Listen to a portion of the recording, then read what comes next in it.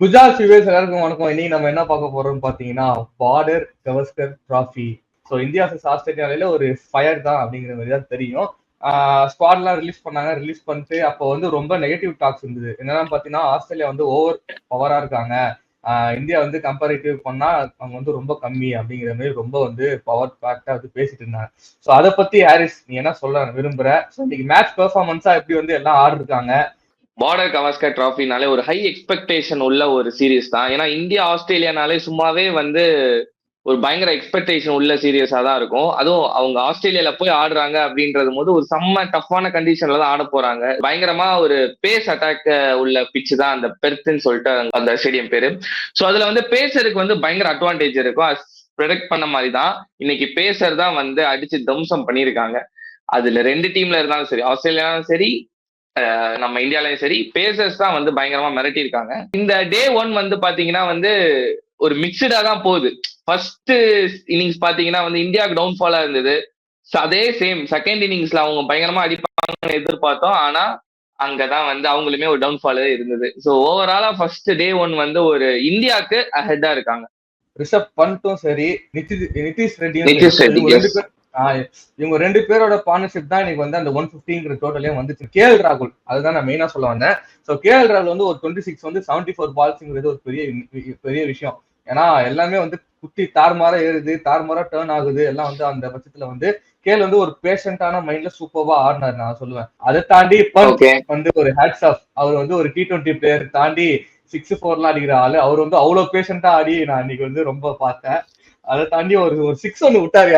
இந்த படுத்துக்கிட்டே ஒரு 6 ஒன்று விட்டாரு. ஸோ அது ஒரு சைடு வந்து செம்மையா இருந்துச்சு. நிதிஷ் ரெட்டி ஸோ அவர் வந்து ஒரு பெர்ஃபெக்டான பேட்ஸ்மேன் என்ன கேட்டா. ஸோ ஆடுற டிரைவ்ஸாக இருக்கட்டும், வைக்கிற ஸ்டோக்ஸா இருக்கட்டும், ஷாட்ஸ் எல்லாமே பாத்தீங்கன்னா அந்த மேட்சுக்கு ஏற்ற மாதிரி ஒரு டெஸ்ட்டுக்கு என்ன வேணுமோ அதுக்கு ஏற்ற மாதிரி கரெக்டான பால் ஃபேஸ் பண்ணாரு அப்படிங்கிற மாதிரி எனக்கு தோணுச்சு. ஜெய்ஸ்வாலா இருக்கட்டும், விராட் கோலியா இருக்கட்டும், கேஎல் ராகுலை தவிர அங்க எல்லாருமே வந்து ஒரு மைண்ட் செட் கிளியரான மைண்ட் செட்டே கிடையாது. ஸோ பேஸ் அட்டாக்கா அவங்க வந்து ஃபேஸ் பண்ணவே முடியல.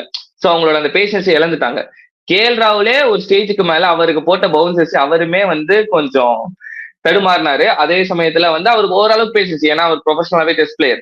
பட் இந்த இடத்துல நான் வந்து ஒரு இம்பார்ட்டன்டான ஒரு விஷயம் சொல்றேன். ஏன்னா நிதிஷ் ரெட்டி ஸ்கோர் பண்ணியிருக்காங்கன்னு சொல்றாங்க. நிதிஷ் ரெட்டி ஸ்கோர் பண்ண எல்லா ரன்ஸுமே வந்து ஒரு ஸ்பின்னரால தான். ஸ்பின்னர் மட்டும் தான் அவர் அட்டாக் பண்ணியிருக்காரு. பேசரை வந்து அவர் ஃபுல்லா விட்டுட்டாரு. நேத்தன் லயன் பால தான் ஃபுல் அண்ட் ஃபுல் அவர் டார்கெட் பண்ணி 41 ரன் அடிச்சாரு. 150க்கு மேல நம்ம இன்னுமே புஷ் பண்ணி போயிருக்கலாம். பட் நம்ம பேட்ஸ்மேன் சைடு வந்து கொஞ்சம் ஒரு இதாவே ஆடிட்டாங்கன்னே சொல்லுவேன். பண்ட் வந்து பிரில்லியண்டா ஆடினாரு. ஏன்னா சரி அந்த சைடு விக்கெட் போயிட்டு இருந்தா இந்த இது வந்து அவர் நின்றுதாரு. பட் அவர் எந்த இடத்துலயுமே அவரு காம ஆகல. ஸோ அவரோட கேமை வந்து அவர் ஆடிட்டே தான் இருந்தாரு. கரெக்ட். நம்ம எல்லாம் ஃபர்ஸ்ட் இன்னிங்ஸ் முடிஞ்சோடனே வந்து கண்டிப்பா அவங்க 400 டார்கெட் செட் பண்றாங்க அப்படிங்கிற மாதிரி தான் மைண்ட் செட் இருந்துச்சு. பட் ஆனா அங்க வந்து ஒரு வேற லெவலான பெர்ஃபெக்டான ஒரு பவுலிங் லென்த்தா இருக்கட்டும். ஸோ பும்ரா தி கேப்டன் ஆல்வேஸ். அதை தாண்டி சிராஜ் வந்து ஒரு 2 ஓவர் கொஞ்சம் சொதப்பின மாதிரி இருந்துச்சு. அதுக்கப்புறம் திருப்பி லைனை பிடிச்சிட்டு சூப்பரா போட ஆரம்பிச்சாரு. ஹர்ஷித் ராணா தி டெபியூட் பிளேயர் இந்தியாவுக்கு பேசுறதுனால அடி குத்தி நறுக்கு நேர்த்தினாரு சூப்பரா. ஸோ அதெல்லாம் நல்லா இருந்துச்சு. பும்ரா வந்து கரெக்டான கேப்டன்சி, கரெக்டான இடத்துல வந்து பவுலர்ஸ் யூஸ் பண்ணியிருக்காரு. ஸ்பின் சுத்தமா எடுக்கல, பிச்சில் கொஞ்சம் கூட ஸ்பின்ஸ் எடுக்கல. ஸோ ஸ்பின் பவுலரை வந்து நம்ம எடுத்துட்டு போகாதது ஒரு நல்ல மூவ் தான் நான் சொல்லுவேன். ஏன்னா பேசருக்கு பயங்கரமா இருக்குது, பால் ஸ்விங் ஆகுது, ஷைன் இருக்கு பாலுக்கு. ஸோ ஷைன் இருக்கும் போதே நல்லா யூஸ் பண்ணிக்கிறாங்க. போத் ஆஸ்திரேலியாவும் இருக்கட்டும் இந்தியாவும் இருக்கட்டும் நல்லாவே யூஸ் பண்ணாங்க ரெண்டு பேசஸ்மே. ஹர்ஷ்பித் ராணாக்கு வந்து ஒரு டெபியூட் மேட்ச் தான் இது. பட் அவர் வந்து சூப்பரா போட்டிருக்காரு. ஸோ வந்து சொல்லி வச்சு எடுத்திருப்பாரு நம்ம டார்விஸ் ஹெட்டை வந்து. அவர் பால் அந்த ஃபர்ஸ்ட் ஓவர்ல அடிச்சிருப்பாரு, 2 4 அடிச்சிருப்பாரு. அடுத்ததுலேயே வந்து அவர் சொல்லி வச்சு அடிச்சிருப்பாரு. ஸோ பும்ரா வந்து உண்மையிலே சொல்லணும் இன்னைக்கு அவர் தான் ஹீரோ. இந்த டே 1 ஹீரோ என்ன பொறுத்த வரைக்கும் பும்ரா தான். வந்து அவரோட பால்ல வந்து அந்த ஸ்மித்த ஃபர்ஸ்ட் பால் எடுத்ததெல்லாம் மிகப்பெரிய விஷயம். அது ஒரு மேட்சோட டேர்னிங் பாயிண்ட் தான் சொல்லுவேன். ஸோ பெரிய ஆட்ஸ் ஆஃப் பும்ராக்கு. ஏன்னா 4 விக்கெட் எடுத்தது வந்து 4மே பெரிய மேஜர் பேட்ஸ்மேன்ஸ் ஆஸ்திரேலியாவோட. ஸோ அதை தாண்டி வந்து பாத்தீங்கன்னா சிராஜ் 2 விக்கெட் எடுத்திருக்காரு. இது எல்லாமே மெயின் விக்கெட்ஸ் எல்லாமே காலி ஆஸ்திரேலியாவுக்கு. So wicket keeper and Starc மட்டும் தான் இப்ப நிக்கிறாங்க பேலன்ஸ் 2 விக்கெட். செகண்ட் டேல வந்து எவ்வளவுக்கு எவ்வளவு சீக்கிரமா இவங்களை எடுத்து நம்ம ஆட ஆரம்பிக்கிறோமோ அவ்வளவுக்கு அவ்வளவு இந்தியாவுக்கு அஹெட்டா போவாங்க.